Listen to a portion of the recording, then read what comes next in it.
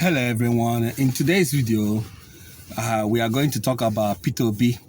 For some of you that have been watching online on social media, and I think he made a headline on the news. Peter Obi was in Indonesia. He went and met some politicians in Indonesia, and on top of that, he met local politicians. Nigerian citizens living in Indonesia. Actually, they are the ones that invited him to Indonesia.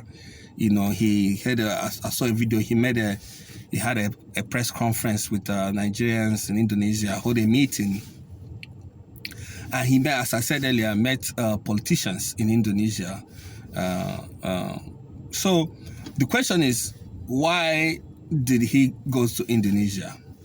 First, it was based on invitation. He was invited to come and speak to Nigerians in Indonesia, according to, on the record. And then he had the opportunity to meet Indonesian politicians. And according to Peter Obi, he went there to actually learn how they do their things. There's a lot of things, even though we and Indonesia, I'm using my own words now, even though we and Indonesia started the race at the same time, because we started the race at the same time, but they have leapfrogged to second world country. So according to Peter Obi, he went to see things that he can learn there and then implement it into Nigeria. Mind you, before the election, 2023 election, he went to Egypt to understand how they, conquered energy deficiency they were having. Nigeria is still going through. So to learn how they happen to grow their megawatts of electricity to where is that, I think it's about 50-something thousand at this point. So Peter Obi went to Egypt before the election to learn. I think what Nigerian politicians need to do now is to actually do what Peter Obi is doing. Go into all these countries, learning a thing or two about how they leapfrog from third world countries to advanced country or emerging countries. Because Nigeria's situation is, we keep going like this. One step in the right direction, two steps in the wrong direction. So we have never really moved forward, especially in energy sector, agriculture, road infrastructure. We are not improving. So if Peter Obi can sell this idea to Nigerians and even his politician friends, that's a good thing, because I saw in a video where people say he's a waka waka. He likes to go. Why? Right now, it's not like he goes to Dubai and chill and then come back to Nigeria when the election comes and tell people to vote for him. He goes and show you the reason why he goes, and then there's evidence that this is what he went to do in those countries. So is it because of 2027? Of course, it's because of 2027. The only thing I want to add is this. While Nigerian politicians are now doing some kind of trying to form a coalition to unseat Bola Tinubu, why can't they do things based on what people want? The masses are on Peter Obi's side. Yes, I might be biased. Fine, fair enough. But the fact is the fact. The masses are on Peter Obi's side. Why can't you form that coalition and go behind somebody that can win the election?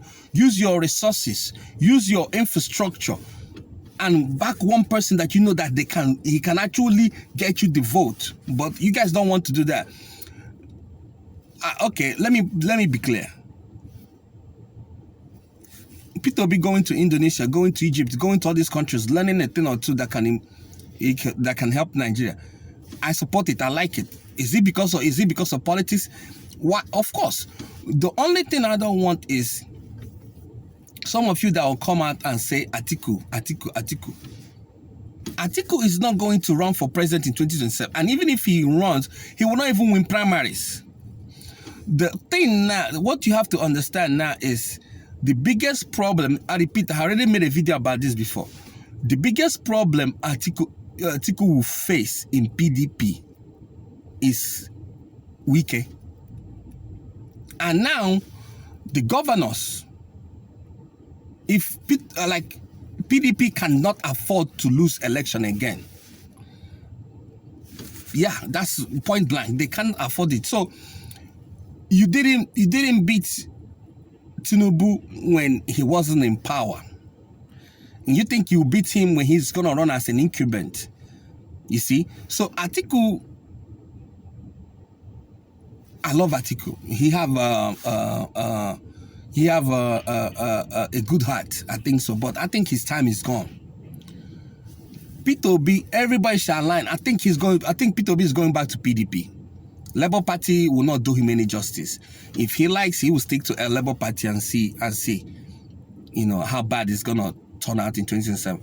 So he's going to go back to PDP, and all PDP people need to align with him because he have the masses, he have the people. If election is held credible today, Peter Obi will win. Yes, call me whatever you want to call me, but on this one, I will stand on this hill. I know, stats is there. So him explaining why he went to Indonesia and things he went to, and it's not a bad thing. He didn't just decide to go to Indonesia. He was invited.